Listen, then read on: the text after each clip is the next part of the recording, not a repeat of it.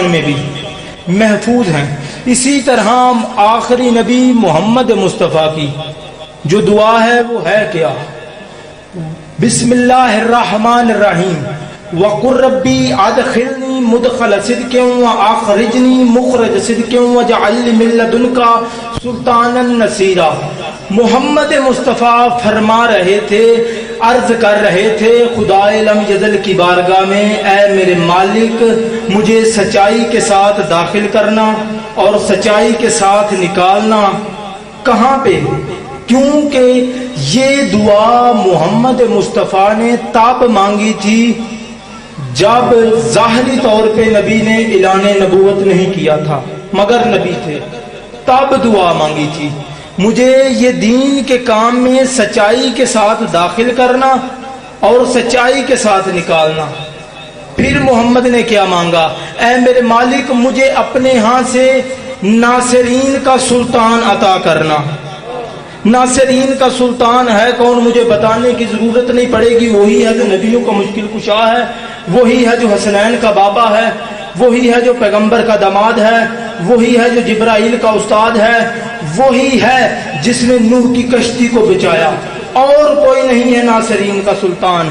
بس یہاں پہ رک کے یہ کہنا چاہتا ہوں، نہ ہی محمد کا دین علی کی مدد کے بغیر شروع ہوا تھا اور نہ ہی محمد کا دین علی کی ولایت کے بغیر مکمل ہوا تھا۔ بس محمد نے دعا مانگی، خدا کیوں نہ قبول کرے۔ ادھر دعا قبول ہوئی، ادھر علی کی ماں اٹھی کعبے کی طرف گئی۔ حالات و واقعات کیسے تھے؟ مکہ کے مناظر کیسے تھے؟ حالات کیسے تھے؟ علامہ علی نقی نکن کراچی والے وہ اپنی کتاب تاریخ اسلام میں لکھتے ہیں کہ خانہ کعبہ کے گرد کچھ ایسے حالات تھے، پورے مکہ میں دو ہی گھر تھے، ایک عمران کا گھر تھا، ایک رحمان کا گھر تھا، باقی سارے کے سارے مکہ والے خیمہ زن تھے، خیمے لگا کے خیموں میں رہا کرتے تھے۔ ادھر سے علی کی ماں عمران کے گھر سے اٹھی، رحمان کے گھر کی طرف گئی، ابھی جا رہی تھی یا مکہ میں طوفان بپا ہوا۔ تاریخ لکھتی ہے کہ اتنے وزنی پتھر خود بخود اڑ کے ہٹنے لگے، جن کو ہٹانے کے لیے 20 سے 25 آدمیوں کی ضرورت ہوتی تھی۔ اتنے وزنی پتھر خود بخود ہٹ رہے تھے، یا خیموں میں رہنے والے خیموں سے باہر آ گئے۔ ادھر علی کی ماں خانہ کعبہ کی طرف بڑھتی جا رہی تھی، طوفان بپا تھا، دیوار گر رہی تھی، خیمے ہوا میں پرواز کرتے جا رہے تھے، یا خیمہ زنوں نے اپنے خیمے چھوڑے، خیموں کے باہر آئے، علی کی ماں کو دیکھا ابھی دیوار گر رہی ہے، یا علی کی ماں پھر بھی کعبہ کی طرف چلتی جا رہی ہے۔ یہاں پہ ایک مختصر سا اشارہ کروں گا، انشاءاللہ دعا ہو جائے گی۔ خیمہ زن کہنے لگے، اے ابو طالب کی زوجہ رک جا، تجھے نہیں پتا اتنا تیز طوفان آ رہا ہے، یہ دیوار گر رہی ہے، یہ دیوار تیرے اوپر گر جائے گی۔ بی بی مسکرا کے فرماتی ہے، خاموش ہو جاؤ، یہ دیوار مجھ پہ گر نہیں رہی، مجھے راستہ دے رہی ہے، یہ دیوار مجھ پہ گر نہیں رہی، مجھے راستہ دے رہی ہے۔ بی بی کے یہ اتنے جملے کہنے تھے، یا پھر سے وہ خیموں میں رہنے والے لوگ آ کے کہتے ہیں، بی بی وجہ کیا ہے، یہ دیوار آپ کو راستہ کیوں دے رہی ہے؟ بی بی مسکرا کے فرماتی ہے، خاموش ہو جاؤ خیموں والوں، دختر اسد ہوں، والدہ اسد بننے جا رہی ہوں۔ اسد کہتے ہیں شیر کو، شہنشاہ کا لقب ہے اسد اللہ۔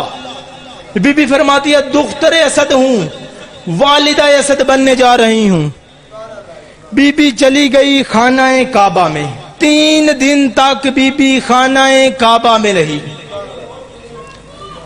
کسی شریف گھر کا چھوٹا سا بچہ گھر سے غائب ہو جائے نا، صرف 1 دن کے لیے، پورے محلے کو چین نہیں رہتا۔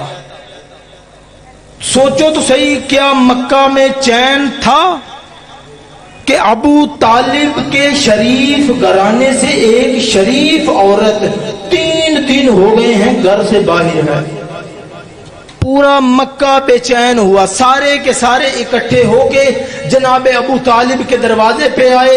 जनाब अबू तालिब के दरवाजे पे दस्तक दे के कहते हैं, ऐ अबू तालिब, हमने देखा दीवार गिर रही थी, तेरी ज़ौजा आगे जा रही थी, तेरी ज़ौजा काबा में चली गई, दीवार बंद हो गई। ऐ अबू तालिब, हम ये सारा मंजर देखते रहे हैं, हमें बताओ तो सही ये माजरा क्या है। जनाब अबू तालिब मुस्कुरा के फरमाते हैं, खामोश हो जाओ मक्का वालों, मैं तुम्हें क्या बताऊं, या मेहमान जाने या मेजबान जाने, मैं तुम्हें क्या बताऊं। अभी इतने जुमले कहने थे, वो बैठे नहीं, वो रुके नहीं, खाना काबा के दरवाजे पे आ गए, आके खुदा के दरवाजे पे दस्तक दी, खुदा के दरवाजे पे दस्तक दी, खुदा के दरवाजे पे दस्तक दी। इतने में आवाजें तो ही आती है, अली की माँ उठ, दरवाजा खोल।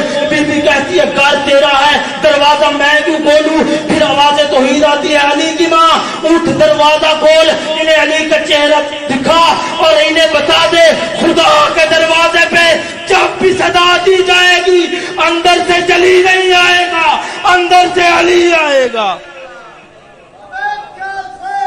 लब्बैक या हुसैन, या हुसैन, या अली, या अली। इसी पे एक और वाकया भी है, अगर किसी को चाहिए तो मैं हाजिर हूं। जब भी खुदा के दरवाजे पे दस्तक दी जाएगी, अंदर से जली नहीं, अंदर से अली आएगा। वो अंगूठी वाली आयत तो सबको याद होगी। चले इसी तवस्सुल से, मैं वलीउल आसर का जश्न है, इसी हवाले से कह देता हूं।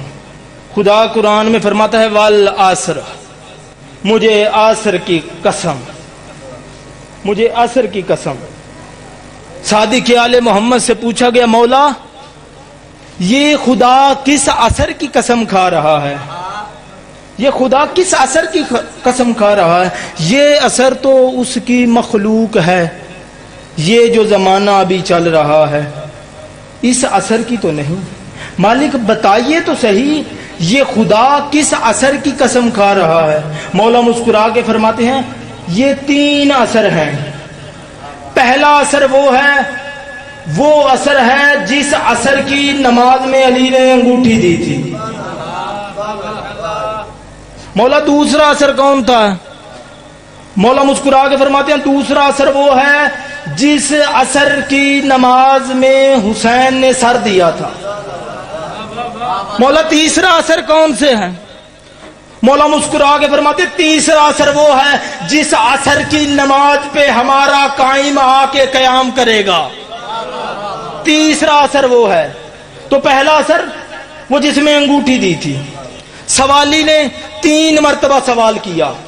पहली मरतबा सवाल किया, ए मस्जिद वालों, ए नमाजियों, मुझे कुछ अता करो। सब नमाज पढ़ रहे थे, कुछ अता न किया। दूसरी मर्तबा सदा दी, कुछ ना अता हुआ। तीसरी मर्तबा नमाजियों को मुखातिब ने किया, जिसकी पढ़ रहे थे उसको मुखातिब किया। कहा, खुदा गवाह रहना, तेरे दरवाजे से खाली जा रहा हूं। खुदा के दरवाजे से कह रहा है कि मैं खाली जा रहा हूं, ए खुदा गवाह रहना। वही बात जब भी खुदा के दरवाजे पे दस्तक होगी, अंदर से जली नहीं, अंदर से अली आएगा। या भी तीसरी मर्तबा उसने ये कहा था कि तेरे दरवाजे से खाली जा रहा हूं, या अली शहंशाह ने अपना हाथ उठाया, इशारा किया, उसने आके अंगूठी वसूल कर ली। 3 दिन तक बीबी खाना काबा में रही। सूरह बकरा में खुदा इरशाद फरमाता है, हमने काबा को सवाब के काबिल बनाया। हमने काबा को सवाब के काबिल बनाया। मौला पहले सवाब के काबिल नहीं था, हमने काबा को सवाब के काबिल बनाया। और हमने इब्राहीम और इस्माइल से वादा लिया। मौला किस चीज का वादा लिया?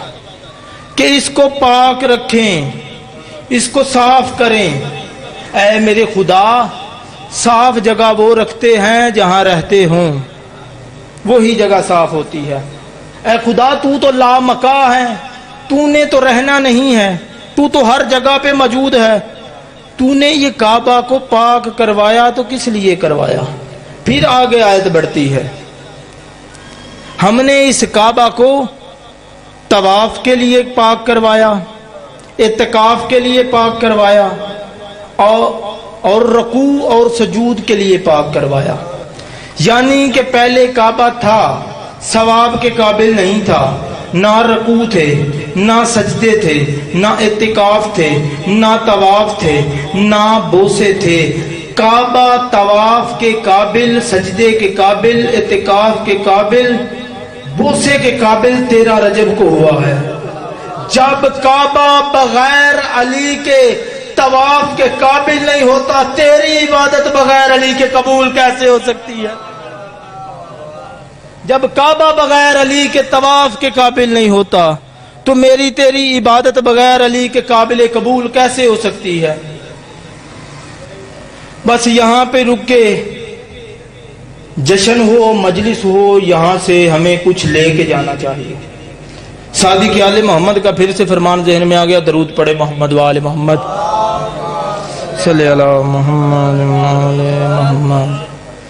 صادق آل محمد فرماتے ہیں اگر آج کی شب کسی کو کچھ مل جائے تو اور کیا چاہیے؟ یہ آج ان کے آنے کا دن ہے، آنے کی رات ہے۔ جو اپنے جنازوں پہ اولاد عطا کر دیتے ہیں نا، اللہ جانے اپنی خوشیوں پہ کیا کیا عطا کر دیں۔ اپنے جنازوں پہ اولادیں عطا کرتے ہیں، جولیاں بھرتے ہیں، اللہ جانے اپنی خوشیوں پہ کیا عطا کر دیں۔ مگر ہم نے آج ان سے بھی ایک عہد کر کے جانا ہے۔ صادق آل محمد ارشاد فرماتے ہیں، اس سے پہلے میں پھر آپ کو کہتا ہوں، ہم سب شیعہ علی ہونے کا دعویٰ کرتے ہیں۔ کیا ہم شیعہ علی ہیں؟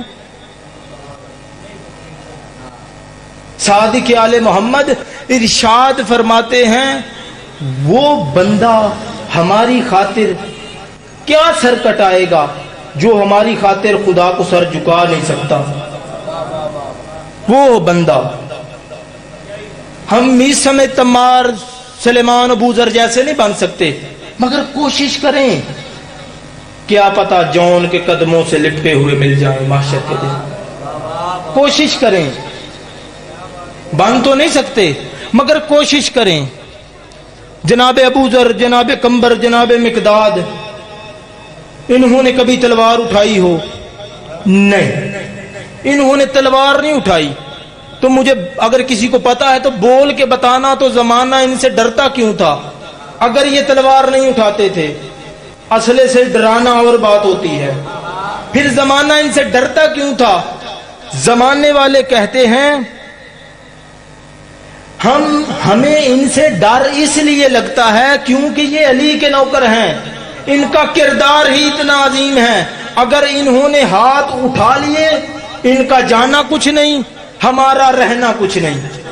ایسے ہوتے ہیں علی کے نوکر، ایسے چاہیے امام زمن کو شیعہ، ایسے شیعہ چاہیے امام زمن کو۔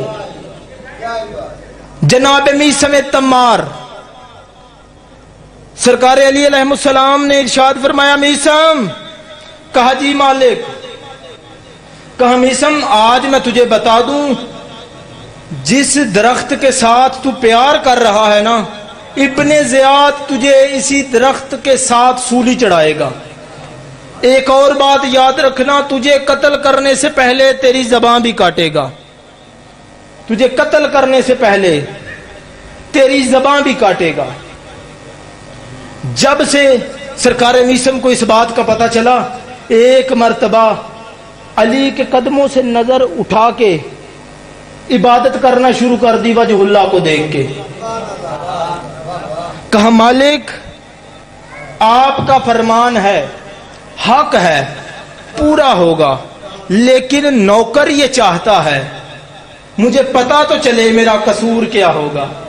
علی شہنشاہ نے وجہ اللہ والی آنکھیں میسم کے چہرے پہ جما کے جناب میسم کو مسکرا کے فرمایا میسم اگر تو سننا چاہتا ہے تو سن، تیرا قصور کیا ہوگا؟ بتانا چاہتا ہوں کہ علی کے شیعہ ہوتے تو کیسے ہوتے ہیں، علی کے شیعہ بننا ہے تو کیسا بننا ہے۔ جناب میسم کے چہرے کی طرف وجہ اللہ کا چہرہ مڑا، عین اللہ کی آنکھیں میسم کے چہرے پہ جمی، میسم کے چہرے پہ آنکھیں جمانے کے بعد علی شہنشاہ نے فرمایا میسم یاد رکھنا ابن زیاد تجھے اس لیے قتل کرے گا کہ تیری سیرت میں لوگوں کو علی نظر آتا ہے۔